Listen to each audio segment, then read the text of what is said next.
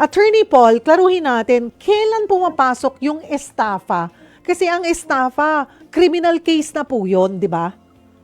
Yes, yes. So, criminal case ang estafa, Cheryl, no? Ang estafa kasi, basically, is misrepresentation or panlilin lang. So, halimbawa, no, kung kayo ay umutang para sa... Pag estafa kasi, Cheryl, may panluloko na nangyari. So, halimbawa, ako, utang ako sa'yo, for example, no, para madaling ma-illustrate. Sabi ko, Cheryl, pahiramin mo naman ako ng pera kasi i-invest natin dito sa i-invest natin dito sa isang magandang investment to. May kaibigan ako, may maganda siyang racket, no? So, ikaw naman, sige, nagbigay ka sa akin. Pero it turns out, no, wala pa lang ganong investment. Makita mo na lang bago na yung sasakyan ko. Tapos makita mo, sabi mo, ano nangyari dun sa pinahiram ko sa'yo na sabi mo, i-invest natin. It turns out pala, no, na niloko kita. It turns out pala na walang ganon at nag-misrepresent ako or meron akong panlilin lang. Akala mo makaka-invest ka na. So biglang all of a sudden hindi ko pala ginamit para sa ganon yung pera. So kung purong utang lang kasi halimbawa Cheryl, no, utang ako sa Cheryl, pautang ng pera. Tas ako na bahala. Meaning to say, papautangin mo ako. It's really up to me what to do doon sa hiniram ko, no. Nilagay ko yan sa investment, binili ko ng ganito, ganyan. Sa iyo naman, out ka doon. Pero halimbawa, ikaw ay nagpahiram ng pera with the end in view na meron akong pinrami sa'yo, meron akong nirepresent sa'yo na paggagamitan natin to your benefit also. Tapos hindi ko ginawa yon. Nagkaroon ng panlilin lang. Yun ang tinatawag na estafa. Yun yung panlilin lang. O di naman kaya, no?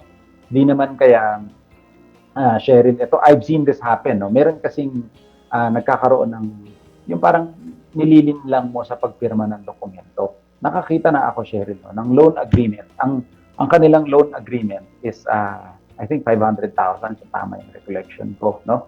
Pero it turns out, yung kaibigan niya pumirma. Sige, pirma na ako, nagpapautang.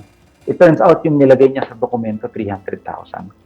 Hindi alam nung nagpapautang kasi may counting edad na, hindi sabi niya, sige, tiwala ko sa'yo, hindi ka nababayaran yan. It turns out pala 300,000 lang nilagay sa dokumento. Yun, may criminal yun dahil may panlilid lang yun sa loob ng dokumento. So basically, nagkakaroon ng estafa kung may panluloko ukol doon sa transaction ninyo dalawa. Pero kung wala naman panluloko and hindi naman ako obligated sabihin sa'yo, Cheryl, kung anong gagawin ko sa inuutang ko sa'yo, then walang estafa pag ganun. Kailangan may misrepresentation or deceit, may panluloko. Okay, meron nagtatanong, paano yung simpleng, yun nga po, nagbigay ng post-dated checks, tapos tumalbog kasi naipit lang, walang pondo, estafa na rin ba yun? BP22 yun, no? Pagka ganun, lalo. Kasi, dahil sinecure mo, pag kayo po ay nagpatalbog ng cheque, kayo ay may liability under BP22 or yung bouncing checks law. In fact, sobrang lawak ng BP22, Cheryl, no? Sabi ng ating Korte Suprema, it doesn't really matter kung para saan yung cheque. Ang tanong is, tumalbog ba yung cheque or hindi?